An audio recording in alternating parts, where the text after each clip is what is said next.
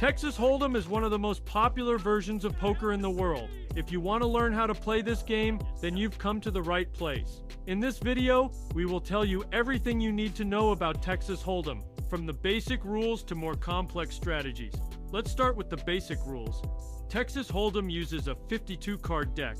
Each player receives 2 cards, which are called pocket cards. Then 5 community cards are laid out on the table, which are called board. Players must make the best combination of 5 cards using any combination of their pocket cards and community cards on the table. Before the cards are dealt, the 2 players to the left of the dealer place mandatory bets called blinds. This is necessary in order to have something to play. The first blind is made by the player to the left of the dealer, and the second blind is made by the player to the left of the first blind. After the pocket cards are dealt, the first betting round begins. Players can place bets, raise the stakes, abandon the game, or go on a par. The betting round ends. All the players who remained in the game cards are laid out on the table, called a flop. After the flop, the second betting round begins. Then the 4th community card is laid out, called the turn, and the 3rd round of bets begins.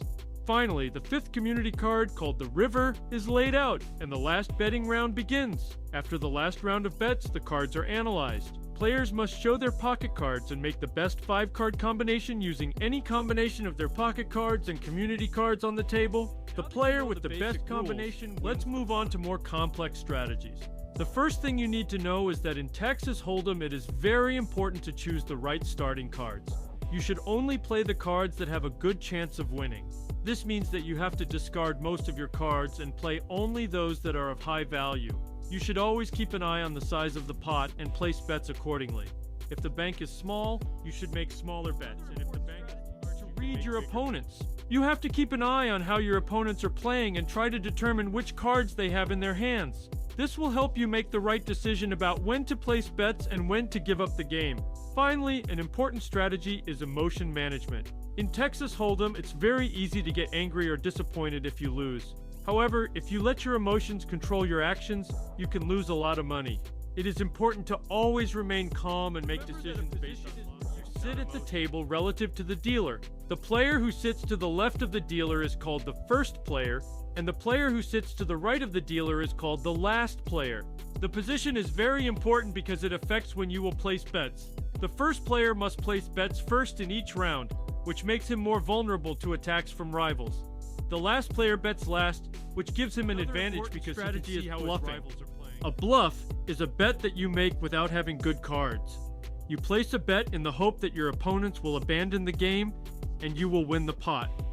Bluffing can be a very effective tool, but it needs to be used carefully.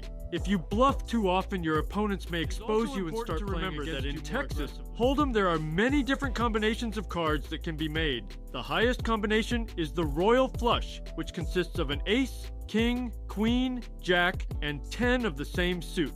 Then there are straight flush, full house, flush, straight, 3, 2 pairs, and couple. When you start playing Texas Hold'em, it may seem to you that there is a lot of information that needs to be remembered. However, with practice, you will quickly get used to it and begin to feel more confident at the table. It is important to remember that Texas Hold'em is a game that requires skills and strategy. And betting levels in Texas Hold'em: low, medium, and high.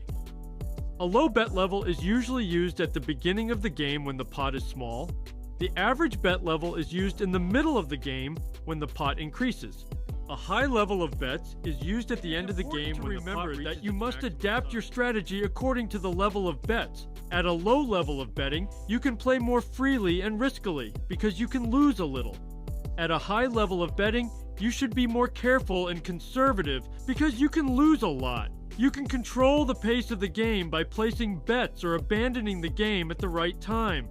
If you control the pace of the game, you can force your opponents to make mistakes. This is the ability to adapt to changing game conditions. You should be ready to change your strategy depending on how your opponents are playing, how the size of the pot changes, and how the betting level changes. If you can adapt to the changing conditions of the game, you will have an advantage over your rivals. In conclusion, Texas Hold'em is a great game that requires skills, strategy, and intelligence. If you want to become a good Texas Hold'em player, you need to practice and learn strategies. We hope this video will help you start playing Texas Hold'em and become a better player. Good luck at the table.